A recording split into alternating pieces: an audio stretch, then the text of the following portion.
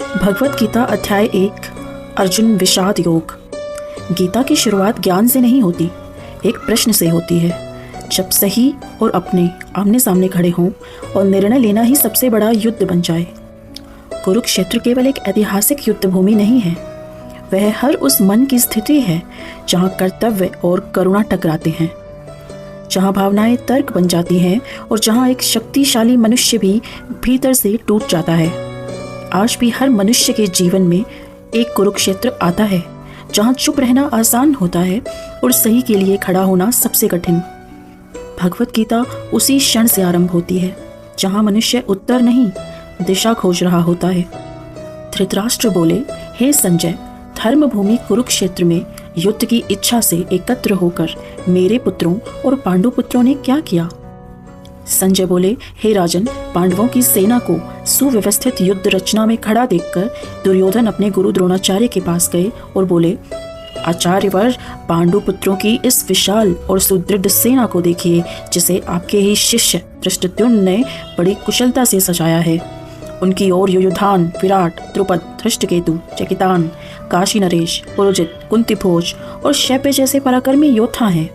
युधामन्यु, उत्तमौजा, सुभद्रा पुत्र अभिमन्यु और द्रौपदी के 5 पुत्र भी महान सेना नायक हैं। अब हमारी ओर के योद्धाओं को भी सुनिए। आप स्वयं, भीष्म पितामह, कर्ण, कृपाचार्य, अश्वत्थामा, विकर्ण और भूरिश्रवा तथा अनेक ऐसे वीर जो मेरे लिए प्राण देने को तत्पर हैं। हमारी सेना असीमित है और भीष्म पितामह के संरक्षण में सुरक्षित है। अतः आप सभी अपने अपने स्थान पर रहते हुए भीष्म पितामह का पूर्ण समर्थन करें।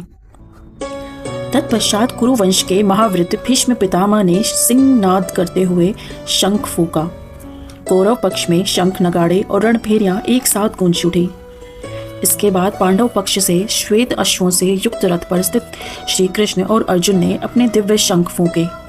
ऋषिकेश ने 5 जन्य, अर्जुन ने देवदत्त, भीम ने पौंडर, युधिष्ठिर ने अनंत विजय, नकुल सहदेव ने सुघोष और मणिपुष्पक शंख बजाए। अन्य सभी वीरों ने भी अपने अपने शंख फूके। उस नाद से आकाश और पृथ्वी गूंज उठे और धृतराष्ट्र के पुत्रों के हृदय विदीर्ण हो गए। इसके पश्चात हनुमान ध्वजधारी अर्जुन श्री कृष्ण से बोले, हे केशव, मेरा रथ दोनों सेनाओं के बीच ले चलिए, जिससे मैं उन योद्धाओं को देख सकूं जिनसे मुझे युद्ध करना है। श्री कृष्ण रथ को भीष्म, द्रोण और अन्य राजाओं के सामने ले जाकर खड़ा कर देते हैं और कहते हैं, हे पार्थ, इन एकत्रित कुरुओं को देखो। वहां अर्जुन दोनों सेनाओं में अपने गुरुजन, पितामह, मामा, भाई, पुत्र, मित्र और समस्त संबंधियों को देखते हैं। उन्हें देखकर अर्जुन करुणा और शोक से भर उठते हैं।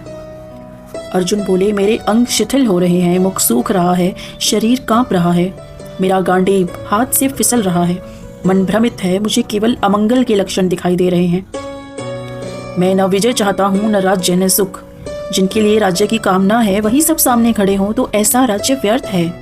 गुरु, पिता, पुत्र और स्वजन यदि वे आक्रमण भी करें तब भी मैं उन्हें मारना नहीं चाहता। कुल के नाश से परंपराएं नष्ट होती हैं, अधर्म बढ़ता है, समाज का पतन होता है। राज्य सुख की लालसा में इतना बड़ा पाप करने से अच्छा है कि मैं निहत्था ही मारा जाऊं। यह कहकर अर्जुन धनुष बाण त्याग देते हैं और शोक से व्याकुल होकर रथ में बैठ जाते हैं। यहीं अर्जुन विषाद योग समाप्त होता है।